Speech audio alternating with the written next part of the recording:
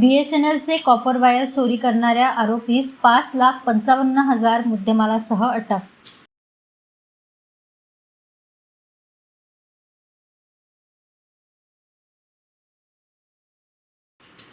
बसस्टॉपसमोर निर्मळ हॉटेलजवळ चंद्रपूर येथे अंदाजे 3 ते 5 फूट जमिनीच्या आत कॉपर केबल टाकलेले आहेत. त्याचे कार्यालयाकडून टेलिफोन लाईनकरता ऑप्टिक फायबर आल्यापासून जुने कॉपरचे केबल वापरत नाही. BSNL अभियंता ते कधीतरी त्याची तपासणी करतात.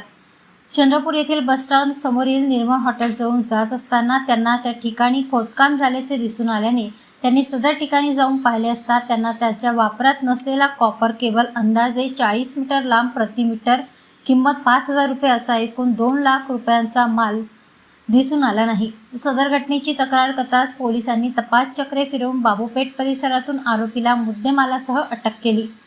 एक लेलँड कंपनीची पिकअप वाहन RTO ऑफिस पासिंग रोडवर बाबूपेठ परिसरात उभे आहे अशा माहितीवरून सदर ठिकाणी गेले असता त्या वाहनात 5 ते 6 इसम मिळून आले.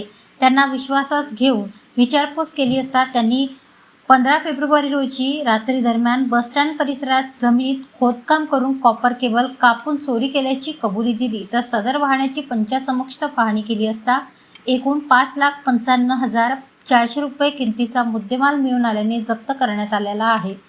पुढील तपास रामनगर पोलीस करीत आहे.